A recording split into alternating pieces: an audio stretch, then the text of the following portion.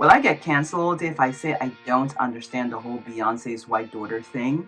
I mean, Zara certainly can sing, and she's got swag, but I'm getting more of a Rihanna vibe if we are comparing her to her millennial counterparts, especially with the Afro Brazilian slash West Indies influence on a few of the tracks on this album, and the bold in your face, sometimes raunchy lyrics, which we didn't start to get from Beyonce until her fifth album. Okay, perhaps I understand the comparison because Midnight Sun is also Zara's fifth album. Anyway, what do I know? I'm just a person on the internet who loves pop culture and African culture.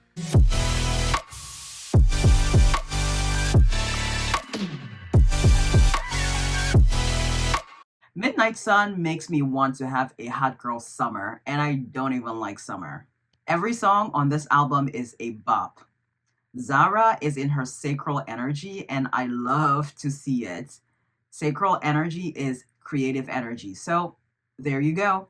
Lush Life and Never Forget You were the only songs of Zara that I knew previously, and somehow always used to confuse her with Brie Larson, the actress.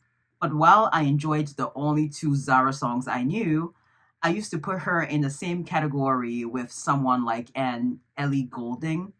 Both are European blonde pop stars who made bangers, but I didn't really know who they were, and they always got ignored when Grammy season came along. That changed this year for Zara. Zara finally got a Grammy nomination for the title track of this album. Well deserved, as this might have been the first album with more of her personality coming through, due to the creative process involving her friends, one of which was featured on Never Forget You, MNEK. I always confused him with Khalid whenever that song was in heavy rotation everywhere 10 years ago. Zara did not win the Grammy this year. However, as I've mentioned previously, I'm sure it would have been nice to finally win after 10 years, but getting nominated is equally an honor. She's still young, plenty of other opportunities for her to get that win.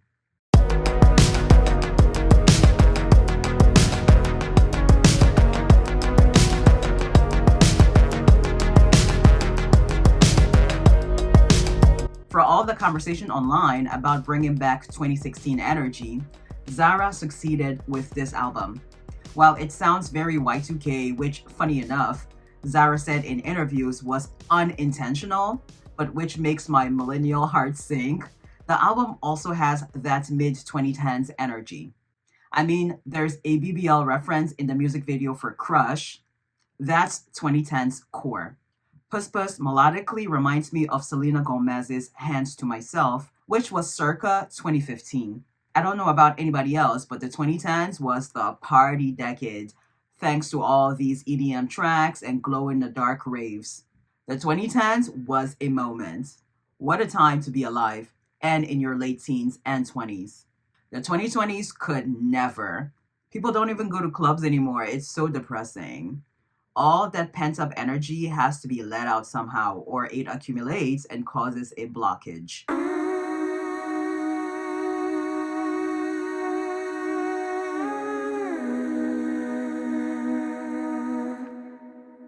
The cover art for this album was partly inspired by a meme, an animation of a dolphin with rainbows and sparkles but paired with dark captions, and in the background, the chorus of her previous hit, Symphony, played. I didn't even know this was a thing. I'm not on TikTok, but I love when artists incorporate trends about them into their music. It shows that they pay attention and it makes them a part of the joke. What was no joke, however, were the first three tracks in this album. Definitely caused me to let out pent up energy. So infectious and euphoric. Pretty Ugly is very cheerleader core with all the chanting. Even the choreography has a lot of pyramids and tumbling. Zara said it's obnoxious. It's the kind of song you play while getting ready for a night out or blast in your car or in your headphones at the gym. And then there's the wrestling in the mud. Doesn't get any more Y2K than that. I'm thinking Christina Aguilera's Dirty, Rihanna's Hard, but mainly Britney's If You Seek Amy, which was basically her spelling out fuck, saying that all the boys want to fuck her, strictly for the male gaze. The girlies can enjoy it too, but it's for the dudes. Blue Moon was dedicated to Zara's boyfriend and inspired by the full moon in November called the Beaver Moon when she was in Jamaica. But Beaver Moon isn't quite as sexy as Blue Moon. I saw that another name for Beaver Moon is Frost Moon or Freezing Moon. I associate the colors blue and white with frost or freezing, so it all comes together. Not to mention blue being associated with desire for men, if you catch my drift. I'm trying to keep it unvulgar. Someone can maybe explain in the comments section. Anyway, blue moon also means rare, as in quote unquote once in a blue moon, and it goes with the theme of Midnight Sun, and so does Saturn return. Very much celestial and driving home the point of being connected and comfortable with who she is in this era of her life. As mentioned previously, the Y2K aesthetics in this album was unintentional. Zara's initial vision for the album was Swedish folklore, a return to self, let's say, hence the album title Midnight Sun, heavily associated with midsummer, which is the summer solstice.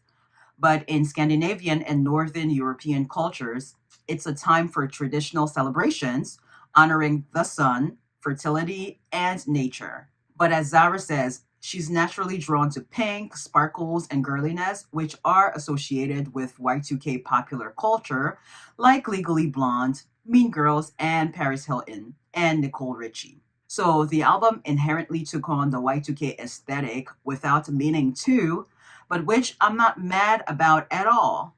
Which also explains her performing with Tate McRae, who I call the reigning Gen Z princess of Y2K, on Tate's Miss Possessive tour. Girls Girl, a sister song of Ain't My Fault, but a lot less juvenile, much more reflective. I'm glad Zara was bold enough to make a song like this. It's fine to have a thing for your friend's boyfriend as long as you don't act on it. But Zara admitted that this is a true story and she acted on it while they were together. That friend and her boyfriend, that is. Yeah, that's messy. I have to bring Wicked into this, but at least Fierro broke off the engagement with Glinda, an engagement that, by the way, he was blindsided by. He never actually proposed to Glinda. And while I'm on Wicked, check out my Wicked videos if you're into Wicked and wasn't notified about my recent videos. Back to Zara's boyfriend stealing era. She was 16 and admits to being a bad friend at the time and was intoxicated when it happened. She regretted it afterwards, which makes Crush the perfect follow-up track to Girls Girl, where she's saying, quote, "That's why they call it a crush, because it'll never be love," end quote.